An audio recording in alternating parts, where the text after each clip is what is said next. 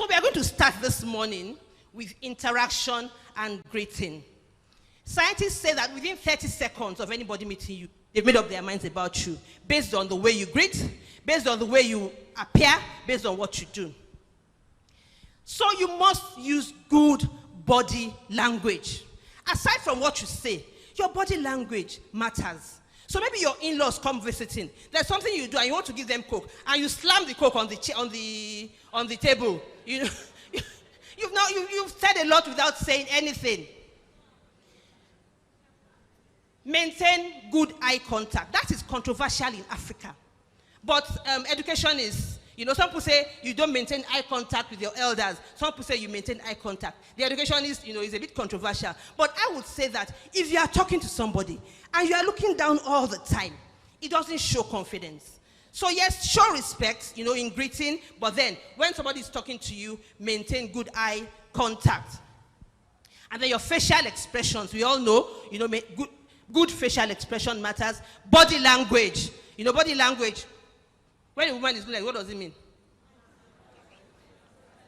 So you can say a lot without saying anything. And of course, your words. We'll talk about that later. Ensure that the tone, the pitch, the volume of your voice are properly modulated to drive home your points effectively. A lot of us try to talk. Some people try to talk with an artificial pitch. So if I come here and I start saying, good morning, how are you? And I start speaking in a fake way, that is not natural. And then the volume too. There's some people that talk to you. You're always trying to say, what did you say? I didn't hear you. Or, because the level of noise in Africa is so high, sometimes when our children travel abroad, they're shouting. And people are saying, they say, I'm not shouting. So we have to learn to, get the acceptable level. And even the way we speak. Have you ever noticed that, when you go to the airport and they're making announcements in Nigeria, you can't hear what they're saying. Meanwhile, when you go abroad, you can hear them properly. So we shouldn't speak with a fake or phony accent. And then you must learn to listen to others. Don't interrupt others when they are speaking. A lot of us women are guilty of that. You already know what you are going to say inside of you before that person finishes talking, and so you're just waiting. But we must be learning to be a good listener is good etiquette. When somebody is talking, especially your superiors, don't keep, like we said, body language. Don't keep writing, don't keep cleaning your nails or using your phone. Avoid inappropriate comments. Sometimes you've not seen somebody in a long time say, you have put on weight, or God will soon leave you. You have put on weight is not a greeting. That person may be ill. That person may be on steroids. It may be medical reasons. So let us avoid inappropriate comments. Another thing, fertility issues. Somebody has maybe triplets. Was it IVF? Or running a commentary while everybody is watching the movie. Maybe you watched that movie before. They are all inappropriate behavior. Please go on. Bible says, conduct yourself with wisdom and towards outsiders. Colossians 4:5. Please go on. Next slide, please. So we are still on interaction and greeting. We said be courteous. Interject your conversation with please and thank you. So I need a volunteer, please. I need somebody to please volunteer. One person. No. So handshakes must be brief and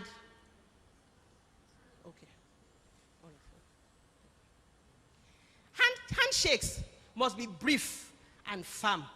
There's some people that shake you and they're like this. Can you see what I'm doing? Or there's some people that shake you. Their hands are kind of sloppy, Actually, they're shaking you and they don't want to let go. And you are trying to take your hand and they don't want to let go. So handshakes must be brief and they must be firm. If your handshake is firm, even as a woman, people remember that, they shook somebody. We must know the difference between formal and informal greetings and when to use them.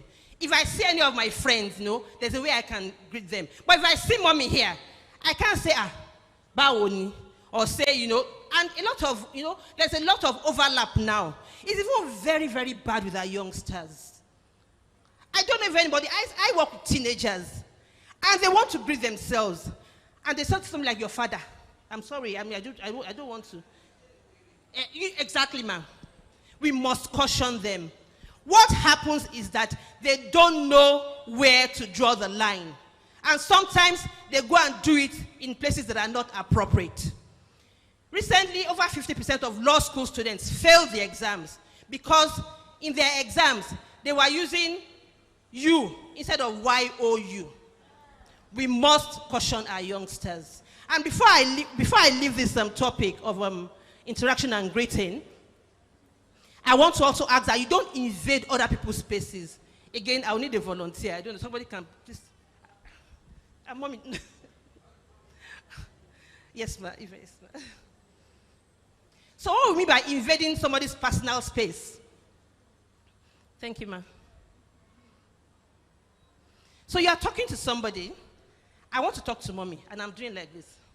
You know, I'm invading her personal. And mommy is moving back, and I'm still moving. You know, mommy is moving, and I'm still. So that is somebody. But you know, you must maintain a respectable distance in talking